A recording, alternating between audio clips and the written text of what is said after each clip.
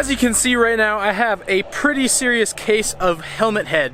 And that's because I spent the day ripping around on some brand new Polaris product. But there's a problem in that I can't actually tell you anything about it for a little while. I can't show you any pictures, nothing. So in the meantime, I sat down with a couple guys from the Polaris team to ask them some questions about the industry in general. Polaris is one of the biggest players in the game, so I wanted to see what they thought about where the industry is going and what they're doing to stay competitive. Side-by-side sales have absolutely exploded right now, while ATVs and sleds have maybe gotten a little bit less popular in recent years.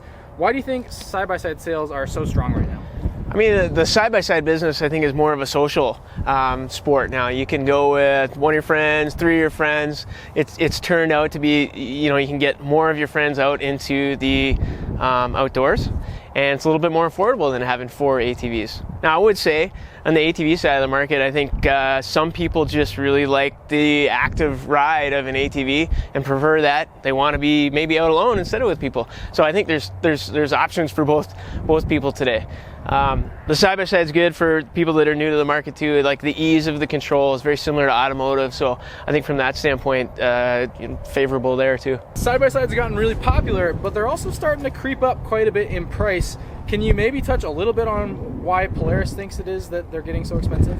Yeah, sure. Well, of course we try to, I mean, if you look at the research we do, we try to make these vehicles, we research what features people are really looking for and put in the stuff that they want and take out the stuff that they don't want.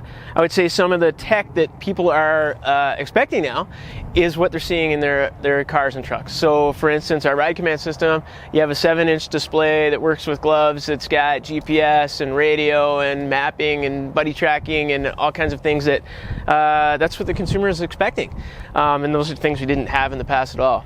I'd say another thing like live valve, for instance. You're just now starting to see that come into automotive. That's something that we led the industry in, and have these shocks that are readjusting on the fly, super fast. So there's expense in these vehicles. They're becoming very high tech now. But again, we try to only add tech where consumers are looking for it, and that's what we're doing now at SidebySide.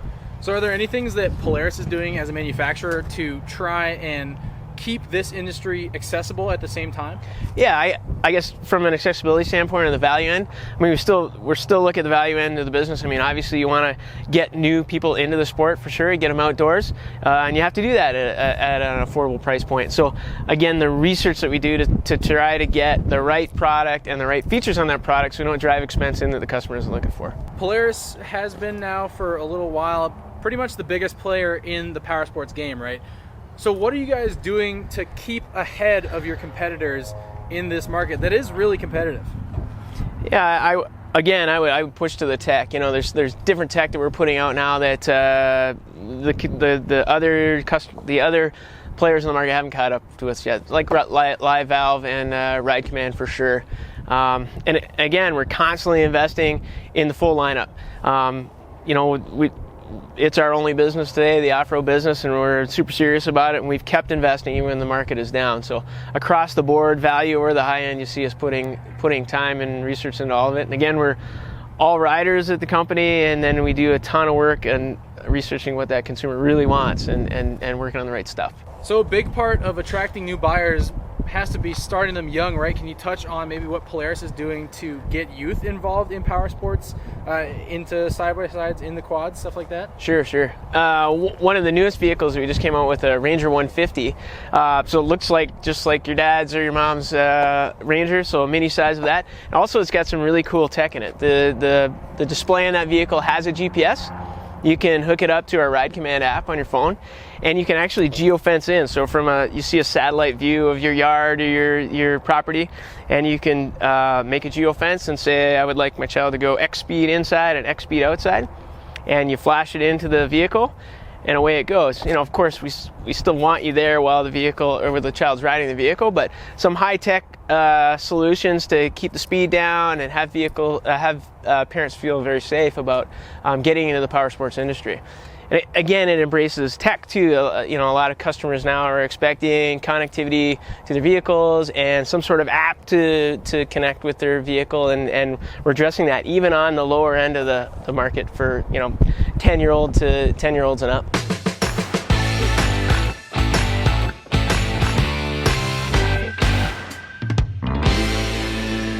Can you walk us through, from Polaris' perspective, some of the differences between developing suspension for side-by-sides versus developing it for ATVs? Right, so the biggest thing, obviously, between a RZR and an ATV, first you have to define what the environment is that the consumer is going to actually drive the vehicle. Is it something where they're going to be ripping through the desert, or is it something that the guy's going to use for working? Is he going to be hauling stuff through is he a hunter? He's just hauling stuff in and out of the woods.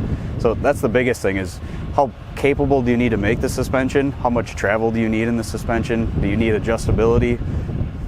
All those things kind of compile, and that kind of paints the picture for what you really need out of a suspension when you're trying to define all of that. Currently on all of our ATVs, we run a fairly simple shock on our Sportsman. You're pretty much working with your average consumer that's not looking for a whole lot out of their ATV, except for they want it to be durable, they want it to work, and they want it to make it home. They want to get home from wherever they're going. So our twin tube sack shocks that we've got on all of our Sportsman vehicles and that's from our 570 all the way up to our 1000 Sportsmans. It's a super capable shock, and it really performs well. And that's different from a RZR, where you're looking at something where you're absolutely pounding just the cycles and the loads that you're pounding into that shock. You're getting a lot more durability out of something like the Walker shocks that we're putting on our RZR product, where you got a lot higher duty cycle. You're cycling that shock back and forth constantly, and you're tasking it. You're needing it to do a heck of a lot more than where you're driving an ATV isn't somewhere where you're going to be driving a RZR. So the customer, not necessarily that. If you put that shock on an ATV, it's probably not capable of really using all of it. So the cost that you incur for putting something like that onto the vehicle, the customer's really not going to pay for it, other than it looks really cool, but you're not going to be able to use all of that. So like a RZR product, where you're ripping through the desert, going through whoops and the chatter, and it just eats all that up for you, and that's really where those types of shocks shine. So what sort of things do you do to shocks to improve durability? Like what goes on inside the shock absorber and with the coils and with the suspension geometry to make a certain shock either more capable or more durable? So really it comes down to how you're cycling the shock and the amount of heat that you're building up within the shock. So the bigger the body, the more oil you've got in there to dissipate heat. So obviously if you've got a smaller body, you're containing that heat within that body a lot tighter. So obviously the larger the body, and you're obviously going to be able to dissipate that heat much easier, and it'll increase the life of your shock. Sure. And how does reservoir placement fit in with that equation? Are there certain times that you want to use like a piggyback system versus not? Really, it comes down to accessibility for the consumer. If it's somewhere where they can easily get at a piggyback shock, there's really no reason to add the extra cost to throw an external resi up out of that location. Or the bigger thing is heat again. Yeah. If it's somewhere where it's real close to an exhaust or another heat source, you're going to want to get it out of there. One, from being you're touching it with your hands when you're going to adjust it if you've been riding, so you want to get that away from the heat, from the durability side of the oil not heating up, and just from consumer going in and adjusting.